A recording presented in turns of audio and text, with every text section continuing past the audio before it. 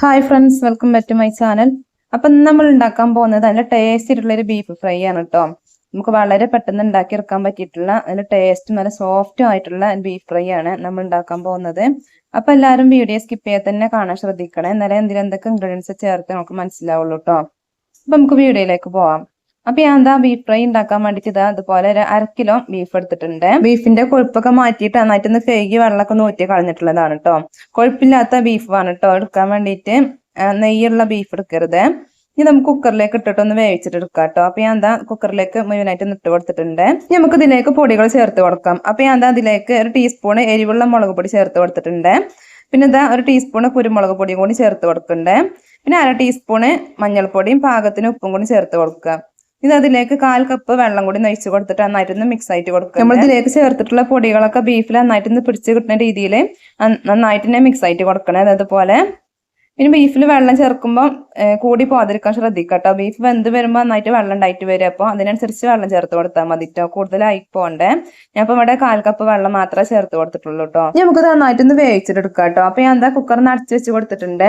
ഒരു 8 വിസിൽ വരുന്നവരെ നന്നായിട്ടൊന്ന് വേവിച്ചെടുക്കണേ. അപ്പൊ അതൊരു 8 വിസിൽ അടിച്ചതിന് ശേഷം ഞാൻ ഗ്യാസ് ഓഫ് ചെയ്തിട്ട് വെച്ചിട്ടുള്ളത്. ഇനി അപ്പൊ അതാ കുക്കറിന്റെ പ്രഷറൊക്കെ ഒന്ന് പോയിട്ടുണ്ട് കേട്ടോ. നമുക്കൊന്ന് തുറന്ന് നോക്കാം.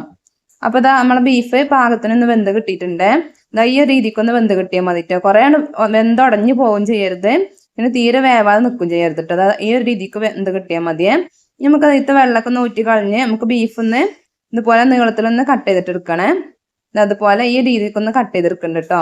കട്ട് ചെയ്തെടുക്കുമ്പോൾ കൂടുതൽ കട്ടി കൂടും ചെയ്യരുത്, കട്ടി കുറഞ്ഞും പോയരുത് കേട്ടോ. ഈ ഒരു രീതിക്കാണ് കട്ട് ചെയ്തെടുക്കേണ്ടത്. ഈ ഒരു കട്ടിക്കാണ് കേട്ടോ കട്ട് ചെയ്തിട്ട് എടുക്കേണ്ടത്. അപ്പൊ ഞാൻ എന്താ ബീഫ് മുഴുവനായിട്ടും ഇതുപോലെ ഒന്ന് കട്ട് ചെയ്തെടുത്തിട്ടുണ്ട്. നമുക്ക് ഇതിലേക്കുള്ള മസാലക്കൂട്ടൊന്ന് റെഡിയാക്കാം. അപ്പൊ നമുക്ക് ഇതിലേക്കുള്ള മസാലക്കൂട്ടം റെഡിയാക്കാൻ വേണ്ടിയിട്ട് ഒരു ബൗളിലേക്ക് 1 ടീസ്പൂൺ ഇഞ്ചി വെളുത്തുള്ളി പേസ്റ്റ് ചേർത്ത് കൊടുക്കണ്ടേ.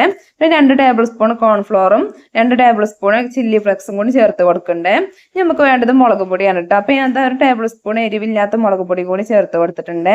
ഞാൻ 1 ടീസ്പൂണ് ജീരകം പൊടിച്ചതാണ് കേട്ടോ, അതും കൂടി ചേർത്ത് കൊടുക്കണ്ടേ.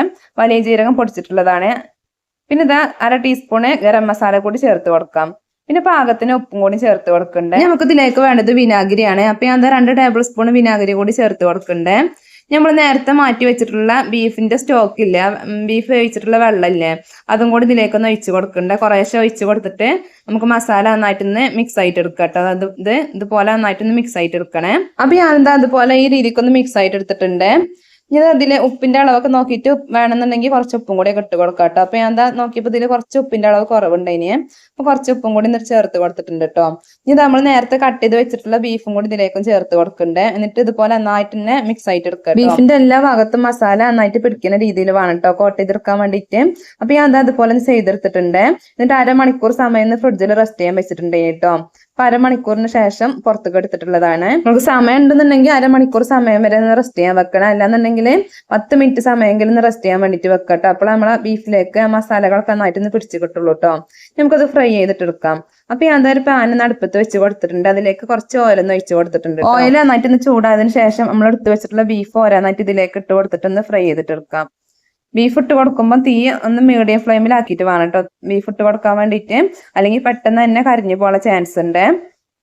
അപ്പൊ ഞാൻ ബീഫ് ഇതുപോലെ ഇട്ട് കൊടുത്തിട്ടുണ്ട്. ബീഫ് ഇട്ട് കൊടുത്ത അപ്പൊ തന്നെ മറിച്ചിട്ട് കൊടുക്കരുത് കേട്ടോ. ബീഫ് ഇട്ട് ഒന്ന് ചെറുതായിട്ടൊന്ന് കളർ മാറിയതിനു ശേഷം വേണം കേട്ടോ അതുപോലെ ഒന്ന് മറിച്ചിട്ട് വേവിച്ചെടുക്കാൻ വേണ്ടിയിട്ട്. അല്ലാന്നുണ്ടെങ്കിൽ നമ്മൾ ബീഫിൽ കോട്ട് ചെയ്തിട്ടുള്ള മസാല മുഴുവനും ബീഫിൽ നിന്ന് ഇളകി പോകാൻ ചാൻസ് ഉണ്ട് കേട്ടോ. അതുകൊണ്ടാണ്. അപ്പൊ നമ്മളെ ബീഫ് 2 ഭാഗം ഒന്നും മുരിഞ്ഞ് കിട്ടിയിട്ടുണ്ട്. അപ്പൊ ഇതൊരു ചിൽച്ചില എന്നുള്ളൊരു സൗണ്ട് ഒക്കെ വരുന്നുണ്ട് കേട്ടോ. നന്നായിട്ട് മുരിഞ്ഞ് കിട്ടിയിട്ടുണ്ട്. നമുക്ക് ഈ സമയത്ത് നമുക്ക് ഇതിലേക്ക് കുറച്ച് കറിവേപ്പില കൂടി ചേർത്ത് കൊടുക്കാം. അപ്പൊ ഞാൻ കുറച്ച് കറിവേപ്പിലയും 2-3 പച്ചമുളകും കൂടി ചേർത്ത് കൊടുക്കണ്ടേ. അതും കൂടി എണ്ണയിലിട്ടിട്ടൊന്ന് ഫ്രൈ ആക്കിയിട്ട് എടുക്കണ്ട് കേട്ടോ. കറിവേപ്പിലയും പച്ചമുളകും ചേർത്ത് കൊടുത്താൽ പിന്നെ കുറെ സമയം ഫ്രൈ ചെയ്തെടുക്കരുത്, പെട്ടെന്ന് തന്നെ കോരി മാറ്റാം കേട്ടോ. അപ്പൊ ഞാൻ എണ്ണയിൽ നമ്മളെ ബീഫൊക്കെ ഒന്ന് കോരി മാറ്റിയിട്ടുണ്ട്. നമുക്ക് ബാക്കിയുള്ളതും കൂടി ഇതുപോലെ ഒന്ന് ഫ്രൈ ആക്കിയിട്ട്. അപ്പൊ ഞാൻ നമ്മളെ ബീഫ് മുഴുവനായിട്ട് ഇതുപോലെ ഒന്ന് ഫ്രൈ ആക്കിയിട്ട് എടുത്തിട്ടുണ്ട്. അപ്പൊ നമ്മളെല്ലാം അടിപൊളിയായിട്ടുള്ള നല്ല ടേസ്റ്റ് ആയിട്ടുള്ള ബീഫ് ഫ്രൈ ഇവിടെ റെഡി ആയിട്ടുണ്ട് കേട്ടോ. നല്ല ടേസ്റ്റ് ആയിട്ടുള്ള ഒന്നാണ് കേട്ടോ ഇത്. നമുക്ക് ചോറിന്റെ കൂടി അല്ലാതൊക്കെ കഴിക്കാൻ പറ്റും കേട്ടോ. അതുപോലെ തന്നെ കുട്ടികൾക്ക് വേണമെന്നുണ്ടെങ്കിൽ കയ്യിലൊക്കെ പിടിച്ചിട്ട് ഇങ്ങനെ ഓരോന്ന് കൊണ്ടുപോയിട്ട് ഇങ്ങനെ കഴിക്കാനൊക്കെ പറ്റിയിട്ടുള്ള ഒന്നാണ്. നല്ല ടേസ്റ്റ് ആണ് കേട്ടോ കഴിക്കാൻ വേണ്ടിയിട്ട്. അപ്പൊ എല്ലാവരും ഇനി ബീഫ് കിട്ടുമ്പോൾ ഇതുപോലെ ഒന്ന് ഉണ്ടാക്കി നോക്കണ്ടേ. എന്നിട്ട് നിങ്ങളെ കമന്റുകളൊക്കെ ഒന്ന് അറിയിക്കണേ. അപ്പൊ എല്ലാവർക്കും ഇന്നത്തെ നമ്മളെ ബീഫ് ഫ്രൈന്റെ വീഡിയോ ഇഷ്ടമായിട്ടുണ്ടാവും വിചാരിക്കുന്നു. ഇഷ്ടമാണെങ്കിൽ എല്ലാവരും ലൈക്ക് ഒക്കെ ഒന്ന് ചെയ്യുക. അതുപോലെ തന്നെ നിങ്ങളെ ഫ്രണ്ട്സിനൊക്കെ ഒന്ന് ഷെയർ ചെയ്ത് കൊടുക്കാൻ മറക്കല്ലേ. അപ്പൊ മറ്റൊരു വീഡിയോയുമായി വീണ്ടും വരാം. അസ്സലാമു അലൈക്കും.